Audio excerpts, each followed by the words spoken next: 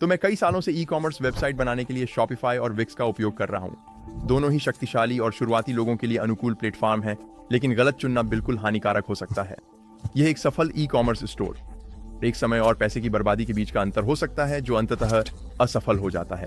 तो के लिए सही विकल्प वास्तव में कौन सा है? खैर, अपनी खुद की अनुभव, व्यापक शोध और दोनों प्लेटफॉर्मों के कई अन्य उपयोगकर्ताओं से बात करने के आधार पर मुझे लगता है कि मेरे पास इसका जवाब है, विक्स और शॉपिफाई के बीच। और अंततः यह इस पर निर्भर करता है कि आप इसका उपयोग किस लिए करने की योजना बना रहे हैं। तो जबकि दोनों टूल 2006 में बनाए गए थे, वे बहुत अलग इरादों के साथ लॉन्च हुए, और मुझे लगता है कि हमारे जवाब की जड़ उनके लॉन्च के कारण में है। तो शॉपिफाई को एक ई कॉमर्स पहले के प्लेटफॉर्म के रूप में लॉन्च किया गया था। शुरुआत में ये काफी साधारण था, आप बहुत कुछ नहीं कर सकते थे, लेकिन यह निश्चित रूप से बिक्री पर केंद्रित था। यह उनका मुख्य लक्ष्य था। वहीं विक्स ने एक वेबसाइट बिल्डर के रूप में शुरुआत की, जो शानदार था, लेकिन वे वास्तव में बनना चाहते थे बहुत आसान, बहुत सुलभ और बहुत ड्रैग एंड ड्रॉप।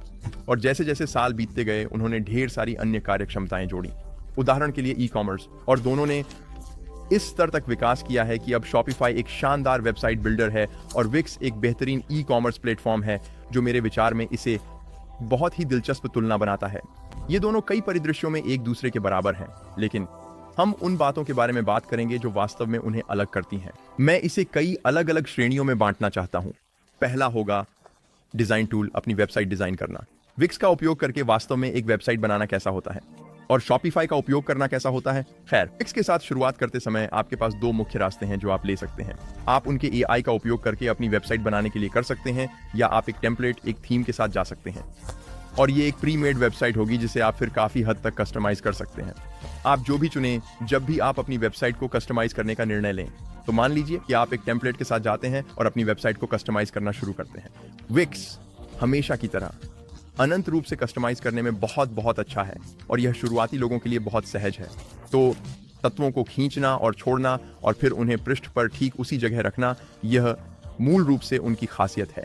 यही उनके लिए जाना जाता है, और वे आपकी वेबसाइट बनाना बहुत आसान बना देते हैं। लेकिन यह दोनों ही अच्छा और बुरा है। यह अच्छा है क्योंकि एक तो निश्चित रूप से आप एक अनंत रूप से कस्टमाइज करने योग्य वेबसाइट बना सकते हैं। आप अपने मन में जो कुछ भी है उसे बिल्कुल वैसा बना सकते हैं, और आप इसे आसानी से भी बना सकते हैं। लेकिन यहाँ नकारात्मक पहलू यह है कि क्योंकि यहाँ बहुत कुछ चल रहा है, ये इस पर निर्भर करता है कि कोई आपकी वेबसाइट को कैसे देख रहा है, चाहे वह डेस्कटॉप पर हो, लैपटॉप पर, आईपैड पर या फोन पर, जो शायद आपके ऑनलाइन ट्रैफिक का लगभग आधा होगा। यह अधिक जोखिम भरा होगा। तो विक्स आमतौर पर काफी प्रतिक्रियाशील होता है, और यह आमतौर पर अच्छी तरह से अनुवादित होता है, लेकिन क्योंकि यह कम क्यूरेटेड और कम संरचित है, आपको इस पर अधिक ध्यान देने की आवश्यकता होती है। तो ये कुछ उपकरणों पर थोड़ा अलग दिख सकता है, जबकि शॉपिफाई दूसरी ओर बहुत अधिक क्यूरेटेड और अधिक संरचित है, जिसका मतलब है जब आप उपकरणों के बीच स्विच करते हैं तो कम गलतियां हो सकती हैं या ये अजीब लग सकता है, लेकिन इसके साथ थोड़ी कम कस्टमाइजेशन होती है।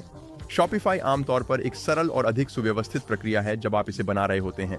वेबसाइट डिजाइन, मुझे लगता है कि उनके पास लगभग 140 टेम्पलेट्स हैं। मैं यहाँ स्क्रीन पर सही संख्या दिखाऊंगा, लेकिन उन टेम्पलेट्स में वे सभी वास्तव में ई कॉमर्स के लिए बनाए गए हैं। तो मेरी राय में आपको वास्तव में बहुत कुछ बदलने की आवश्यकता नहीं है। आप इनमें से किसी एक के साथ जा सकते हैं। तस्वीरें, टेक्स्ट, बटन बदल सकते हैं रंगों के साथ, और निश्चित रूप से आप चीजें भी जोड़ सकते हैं। आप चीजों को क्लिक करके और खींच कर ले जा सकते हैं, लेकिन चीजों को रखना थोड़ा मुश्किल होता है। जैसे अगर आप वास्तव में किसी तस्वीर को अजीब तरीके से कोने में रखना चाहते हैं, तो यह शॉपिफाई के साथ करना बहुत कठिन है और विक्स के साथ करना बहुत आसान है। तो अगर आपके पास ये स्पष्ट विचार है कि आपकी वेबसाइट को कैसे दिखना चाहिए, तो हाँ, यहाँ विक्स का एक फायदा है। लेकिन अधिकांश लोगों के लिए मुझे लगता है कि शॉपिफाई का बिल्डर काफी है। वास्तव में मैंने हाल ही में एक बहुत अच्छा टूल भी पाया है। ये किसी भी तरह से प्रायोजित नहीं है, लेकिन इसका नाम है जेम पेजेस। मैंने इसका उपयोग करना शुरू किया, और आप जो कर सकते हैं वह है किसी भी वेबसाइट की नकल करना जो आपको वास्तव में पसंद है। तो अगर आपको वास्तव में नाइकी की होम पेज या किम कार्दाशियन की या किसी और की ऑनलाइन स्टोर पसंद है, तो आप जेम पेजेस का उपयोग कर सकते हैं, बस उस वेबसाइट का एक स्क्रीनशॉट लेकर। वे इसके लिए अपनी एआई का उपयोग करते हैं, और फिर यह बहुत प्रतिक्रियाशील है। तो आपके लिए इसे कस्टमाइज करना पूरी तरह से अपना बनाना आसान है। तो आप किसी और की नकल नहीं कर रहे हैं, आप बस उनके विचार से शुरुआत कर रहे हैं और फिर इसे अपने तरीके से विकसित कर रहे हैं। तो ये वास्तव में आपको बहुत सारा समय बचा सकता है। मुझे लगा कि ये एक शानदार टूल, इसका लिंक नीचे दूंगा। लेकिन आगे बढ़ते हुए, जैसा कि मैंने कहा, शॉपिफाई निश्चित रूप से सभी मोबाइल के लिए उत्तरदायी है, या उनकी खासियत है। ये किसी भी डिवाइस पे काम करता है, चाहे जो भी हो, और विक्स पिक्चर डिवाइस होमाज पर काम करता है। लेकिन जैसा कि मैंने कहा, आपको थोड़ा और सतर्क रहना होगा, और जब आप इसे बना रहे हो तो सब कुछ अच्छी तरह से चेक करना होगा। अब विक्स एक वेबसाइट पर सॉर्ट पेज की अनुमति देता है, जिसे मैं नहीं जानता कि मैं इसका जिक्र क्यों कर रहा हूं, क्योंकि ये तो मैंने कभी भी किसी भी वेबसाइट पर नहीं किया। तकनीकी रूप से शॉपिफाई एक वेबसाइट पर अनलिमिटेड पेज की अनुमति देता है, जो कि इसके लिए कुछ भी हो सकता है। तो आप अधिकतर स्टोरेज पर सीमित होने वाले हैं जब आप उस स्तर पर पहुंचते हैं।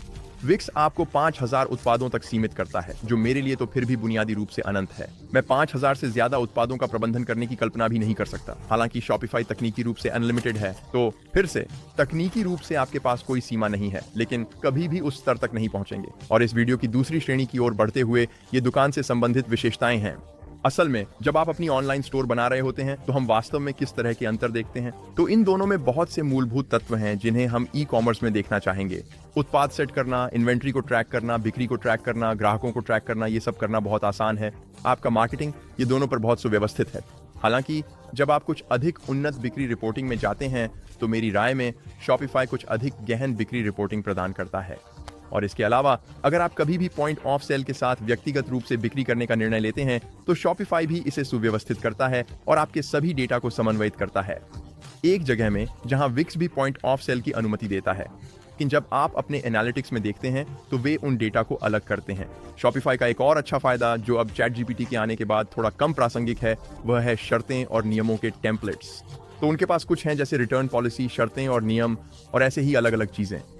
अगर आप शॉपिफाई पर अपनी सेटिंग्स में जाते हैं तो आप बस कह सकते हैं कि टेम्पलेट से डालें, ये आपका पता जानता है, ये आपके स्टोर की सारी जानकारी जानता है और ये आपके लिए वह पेज बना देता है। ये आपको बहुत सारा समय और मेहनत बचा सकता है, लेकिन जैसा कि मैंने कहा, चैट जीपीटी आने के साथ आप वही कर सकते हैं और बस उसे अपनी विक्स वेबसाइट पर डाल सकते हैं। और मेरी राय में मुझे सच में नहीं लगता कि इससे ज्यादा फर्क पड़ता है। एक अच्छी बात यह है कि ये दोनों आपको अपनी शिपिंग प्रबंधित करने और स्वचालित अनुमान लगाने की अनुमति देते हैं। तो यह इस पर निर्भर करता है कि कोई व्यक्ति कहां है और कब ऑर्डर कर रहा है, वे शिपिंग पर एक सटीक कीमत प्राप्त कर सकते हैं। विक्स यूएसपीएस के साथ काम करता है, यानी यूएस पोस्टल सर्विस। शॉपिफाई इससे थोड़ा ज्यादा के साथ काम करता है। मुझे लगता है कि यूएसपीएस, यूपीएस और टीएचएल हैं, अगर मैं गलत नहीं हूं, और शॉपिफाई बीच में कुछ और उन्नत विकल्प भी हैं कि आप विभिन्न उत्पादों को विभिन्न शिपिंग जोन में कैसे समूहित करते हैं और ऐसी ही चीजें।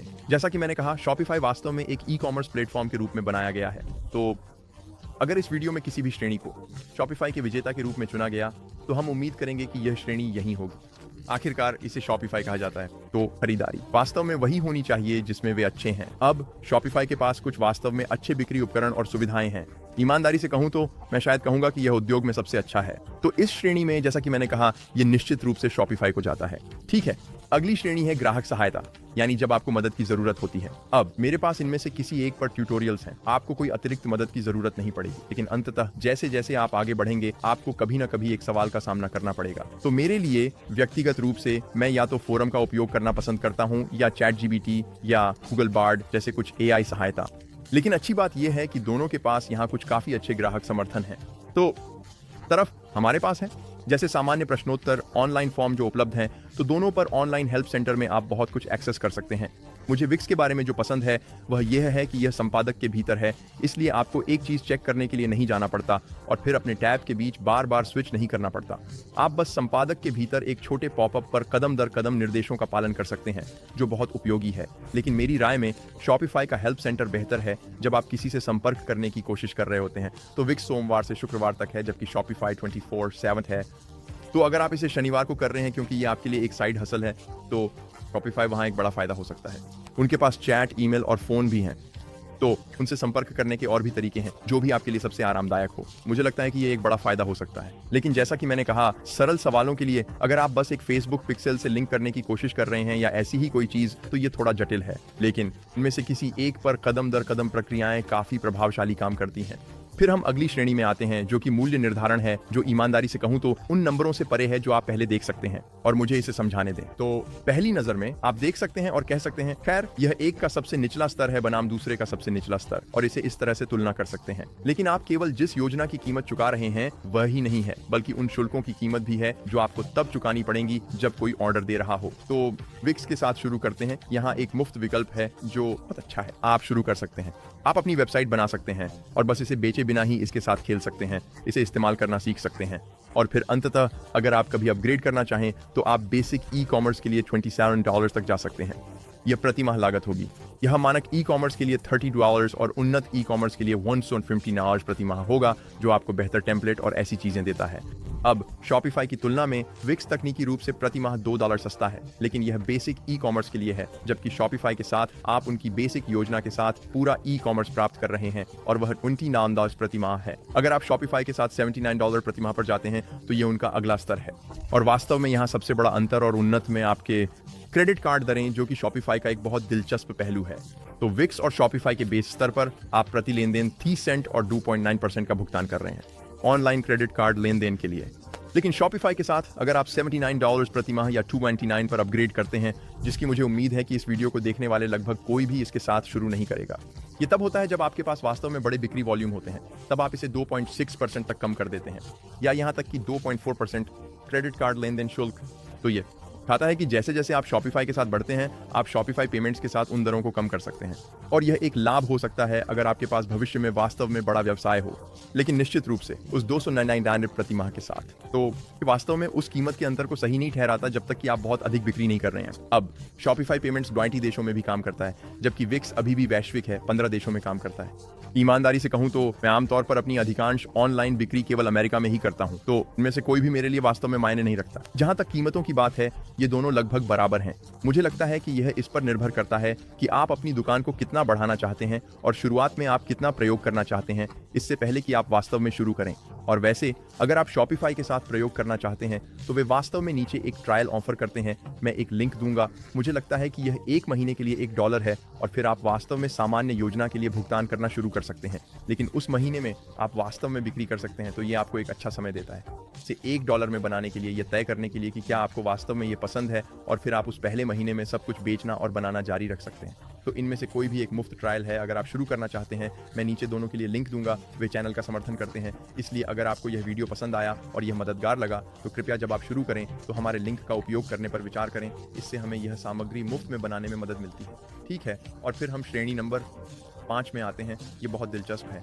इन दोनों प्लेटफॉर्मों के बीच सबसे बड़े अंतर में से एक और यह मार्केटिंग श्रेणी है। तो इसके पास बहुत सारी बेहतरीन इंटीग्रेशन है, बहुत सारे ऐप्स, बहुत सारे प्लगइन्स, साथ ही उनके अपने वेबसाइट बिल्डर के लिए उन्होंने जो इन हाउस चीजें बनाई हैं, उनके पास भी बेहतरीन एसईओ फंक्शन है। और ईमानदारी से कहूं तो बहुत सारे इन हाउस मार्केटिंग विकल्प हैं। आप विक्स के साथ बहुत सारा ईमेल मार्केटिंग कर सकते हैं।